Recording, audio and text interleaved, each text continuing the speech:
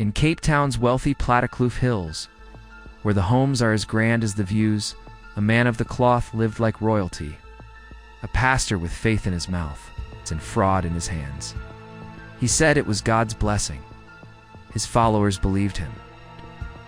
But beneath the surface, he was orchestrating one of South Africa's most shocking financial crimes, leaving hundreds devastated and over 329 million rand unaccounted for. This is the full story of Pastor Colin Davids, the empire he built on blind trust, and how it all came crashing down.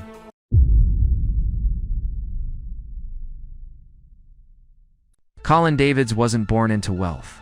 He rose through Cape Town's Pentecostal community, preaching in modest halls before founding New Direction Grace Church in Parow. It was a spiritual home for many gangsters, ex-prisoners, single mothers, all seeking purpose. To his congregation, he was generous, gave food to the needy, prayed for the sick. And when people couldn't afford rent, he paid it, or so they thought. He lived with his wife, Charlene Anthea Davids, and their 3 children. Behind closed doors, he was a family man. In public, he walked like a prophet. But behind the faith was a financial engine, quietly turning public trust into private profit.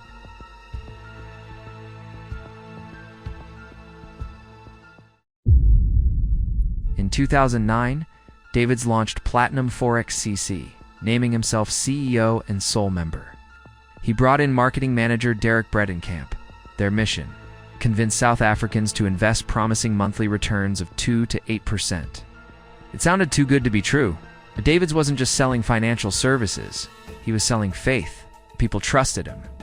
Over 6 years, they collected 329.8 million rand in deposits, investments, and loans. The pitch was simple. We'll trade Forex on your behalf.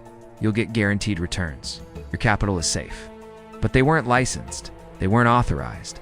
And when they did trade, they lost over 87.5 million rand. Instead of generating profits, Davids used new deposits to pay existing investors, the very definition of a Ponzi scheme.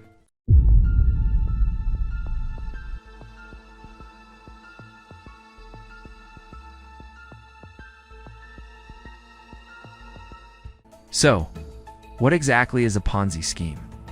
It's named after Charles Ponzi, an Italian swindler who became infamous in the 1920s for a similar scam. A Ponzi scheme is a type of financial fraud where earlier investors are paid returns. Using the money from new investors, not actual profits from a business or trading. It works until it doesn't.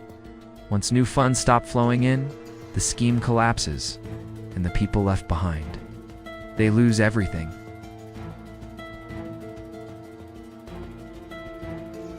Promise high guaranteed returns. Pay old investors with new money. Collapse when no more funds come in. It's fake. It's illegal. And it's devastating. And this is exactly what Colin Davids built under the name Platinum Forex. Meanwhile, the pastor's lifestyle soared. A Platinum mansion, a holiday house in Hermanus, luxury cars BMW, and a Jaguar F. Grocery bills of our 15,000 per month, entertainment costs of 10,000 rands. His sermons continued, his following grew, but the house of cards was teetering.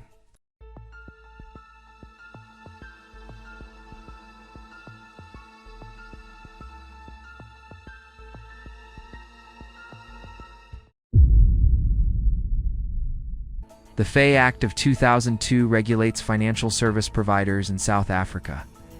You can't offer financial advice or collect investment funds without a license.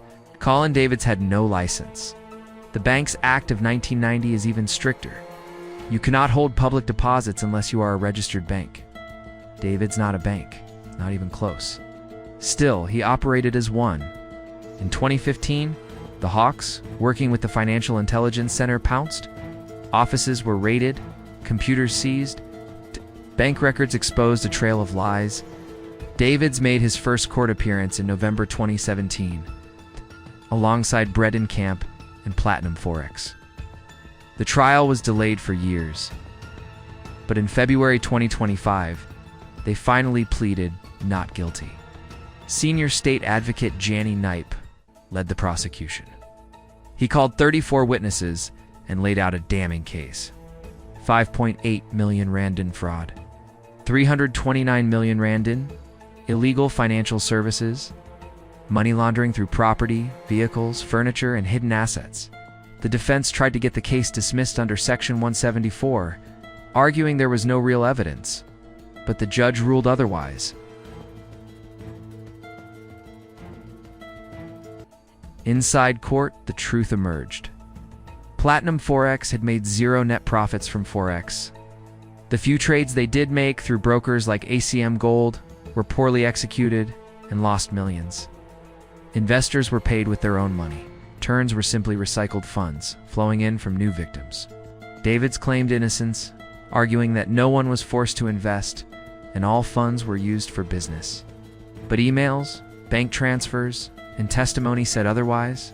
This wasn't mismanagement, it was fraud, calculated and covered up for years.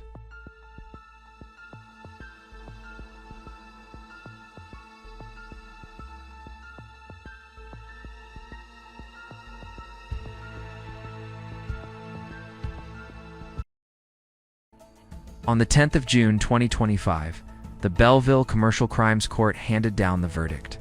Colin Davids, Derek Bredenkamp, and Platinum Forex CC were found guilty of violating the FAY Act, violating the Banks Act, 56 counts of fraud, money laundering, a 100 million rand confiscation order was granted. Their bail was revoked. The men were taken directly into custody. Sentencing was scheduled for the 18th of June, 2025. The NPA celebrated the verdict, calling it a landmark victory against economic crime. Prosecuting high-profile financial fraud is difficult. But in this case, justice prevailed. For David's victims, the damage wasn't just financial, it was spiritual.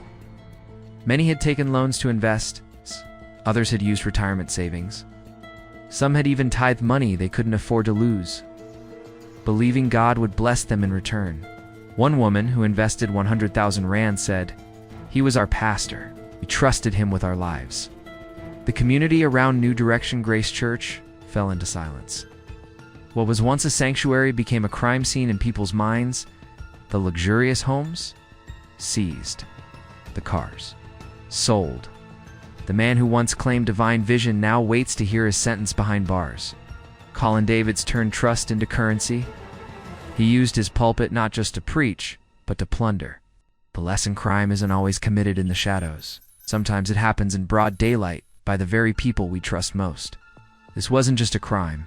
It was a betrayal of faith, of family, and of the truth. If this story moved you, hit like, subscribe, and tap the bell. We'll keep bringing you real stories that matter from the courtroom to the pulpit and beyond.